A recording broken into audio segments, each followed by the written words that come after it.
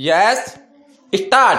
भारत के भूभाग का क्षेत्रफल लगभग 33 लाख वर्ग किलोमीटर है और महाद्वीप एशिया और भारतीय क्षेत्र के संदर्भ में भारत विशिष्ट रणनीति स्थानों पर स्थित है। स्टॉप। भारत का आकार कोमा इसकी सामरिक अवस्थिति कोमा व्यापारिक संबंध और विशिष्ट आर्थिक क्षेत्र इसके सुरक्षा वातावरण को सीधे तौर पर पड़ोसी देशों और पश्चिमी एशिया कोमा दक्षिण पूर्वी एशिया कोमा पूर्वी एशिया और हिंद महासागर के क्षेत्रों से जोड़ता है। स्टॉप। पैरा। इसी क्रम में भारत निरंतर ठोस रक्षात्मक सामरिक प्रयासों में लगा हुआ है कोमा जिसमें अपनी अपनी क्षमता बढ़ाने के साथ शांति और स्थायित्व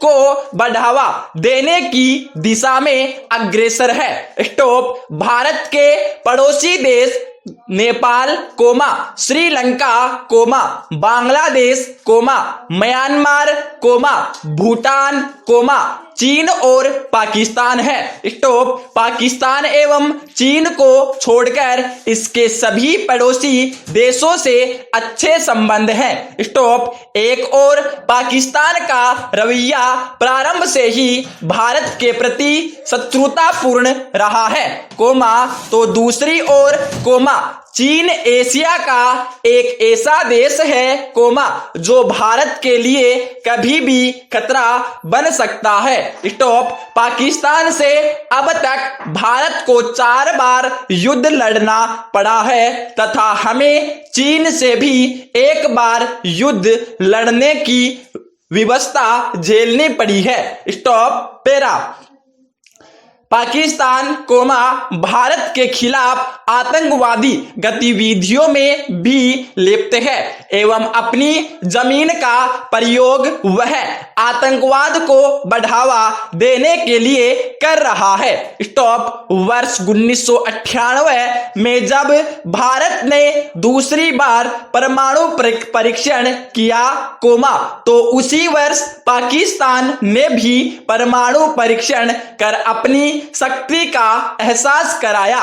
स्टॉप। इन परिस्थितियों को देखते हुए भारत को अपनी सामरिक शक्ति पर विशेष ध्यान देने की आवश्यकता है। स्टॉप। यद्यपि भारत की सामरिक शक्ति चीन के मुकाबले काफी कम है कोमा किंतु भारत एवं चीन के क्षेत्रफल के साथ साथ दोनों की जनसंख्या के अनुसार आनुपातिक तौर पर देखें कोमा तो इसे चीन मुकाबले अधिक नहीं तो कम भी नहीं कहा जा सकता और जहां तक सामरिक शक्ति के मामले में पाकिस्तान का सवाल है कोमा तो भारत उससे बहुत आगे है। स्टॉप। भारत की रक्षा नीति का उद्देश्य किसी भी आक्रमण की स्थिति में सुरक्षा के लिए रक्षा बलों की आवश्यकता साजो सामान से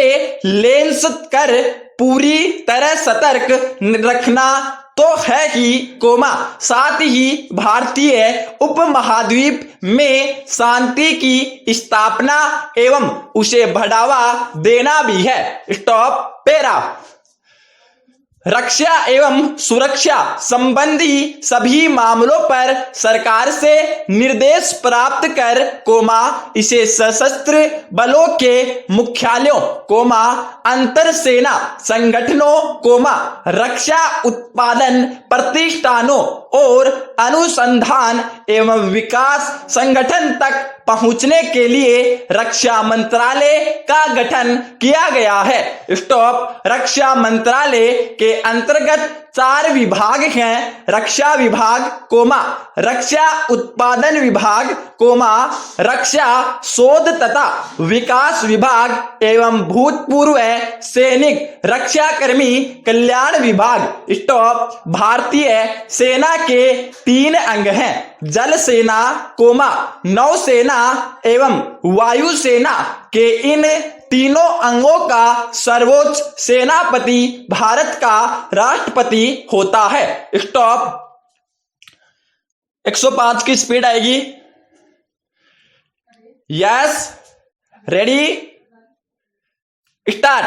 थल सेना कोमा भारतीय थल सेना संख्या की दृष्टि से दुनिया की दूसरी सबसे बड़ी थल सेना है। स्टॉप। इसका प्रमुख उत्तरदायित्व बाहरी खतरों से देश की रक्षा करना है। स्टॉप। साथ ही यह आंतरिक अशांति के दौरान भी कानून व्यवस्था स्थापित करने में स्थानीय प्रशासन की सहायता करती है। स्टॉप। भारतीय थल सेना विश्व की उत्कृष्ट थल सेनाओं में से एक है। स्टॉप। वर्तमान एवं भविष्य की चुनौतियों से निपटने के लिए थल सेना का निरंतर आधुनिकीकरण तथा उन्नयन किया जा रहा है। स्टॉप। पैरा।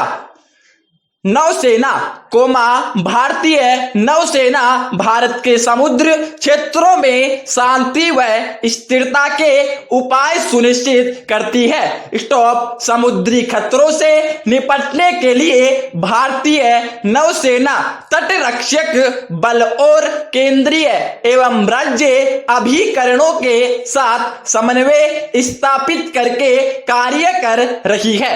स्टॉप। भारत की समुद्री सीमा 7,516 किमी है तथा भारतीय तट पर 12 मुख्य एवं 189 छोटे बंदरगाह हैं, कोमा जिसकी सुरक्षा का दायित्व भारतीय नौसेना के पास है। स्टॉप। पैरा। वायुसेना कोमा भारत के सामरिक हितों की रक्षा के लिए भारतीय वायुसेना की मुख्य भूमिका रही है। स्टॉप। भारतीय वायुसेना का गठन वर्ष 1932 में हुआ था। स्टॉप। वायुसेना ने देश और देश के बाहर बहुत से अंतर्राष्ट्रीय अभ्यासों व मिशनों में अपनी शक्ति क्षमता का प्रदर्शन कर भारत का मान बढ़ाया है। स्टॉप। युद्ध क्षेत्र में थल सेना का मनोबल बढ़ाने एवं उनकी सहायता करने के साथ हवाई हमलों में भी भारतीय वायुसेना की महत्वपूर्ण भूमिका रही है। स्टॉप। पैरा।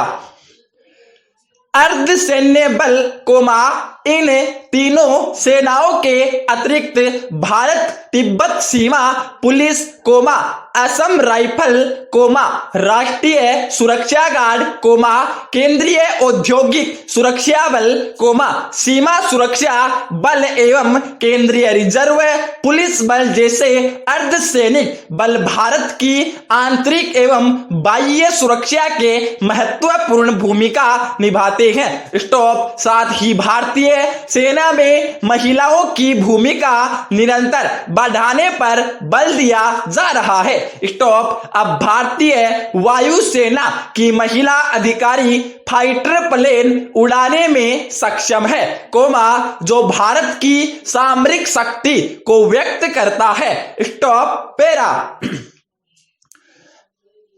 किसी भी देश की सामरिक स्थिति को बढ़ाने में उसके रक्षा बजट का महत्वपूर्ण योगदान होता है। स्टॉप। वित्तीय वर्ष 2020-21 के लिए भारत के रक्षा बजट में वर्ष 2019-20 की तुलना में 9.37% की वृद्धि की गई है। स्टॉप। जो 4.31 लाख करोड़ से बढ़कर 4.71 लाख करोड़ तक पहुंच गई है, कोमा जो कि कुल सकल घरेलू उत्पाद का लगभग 2.1% है। स्टॉप। यह रक्षा बजट के रक्षा बजट से काफी कम है। स्टॉप। जैसे कि रक्षा विशेषज्ञ डॉक्टर लक्ष्मण बोहरा ने कहा कि हमारे सैन्य बलों को जिस प्रकार के आधुनिकीकरण की जरूरत है, उस हिसाब से पूंजी का वे आवंटन पूरी तरह अपर्याप्त है। स्टॉप। यद्यपि भारत का रक्षा बजट चीन के मुकाबले कम है, परंतु आज हमारा रक्षा बजट विशेष रूप से 5 रक्षा बजट में शामिल हो गया है। स्टॉप। अब आपकी स्पीड 110 के करीब आएगी।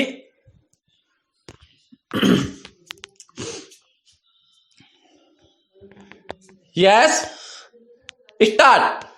भारत की सामरिक स्थिति बढ़ाने में हथियारों की महत्वपूर्ण भूमिका रही है। स्टॉप। इन हथियारों की आपूर्ति घरेलू एवं विदेशी दोनों स्तर पर ही हो रही है। स्टॉप। भारतीय आयुक्त निर्माणी, Hindustan limited, Bharat electronics limited इत्यादि भारतीय घरेलू आपूर्तिकर्ता उद्योग हैं। स्टॉप। जबकि रूस, इजराइल, फ्रांस, संयुक्त राज्य अमेरिका आदि मुख्य विदेशी आपूर्तिकर्ता है। स्टॉप। स्वीडन में think tank International Peace Research Institute ने वर्ष 2019 में अपनी वार्षिक रिपोर्ट में कहा है कि भारत हथियार आयात करने वाले देशों में दूसरे स्थान पर आता है, जबकि प्रथम स्थान पर सऊदी अरब आता है। स्टॉप। पैरा।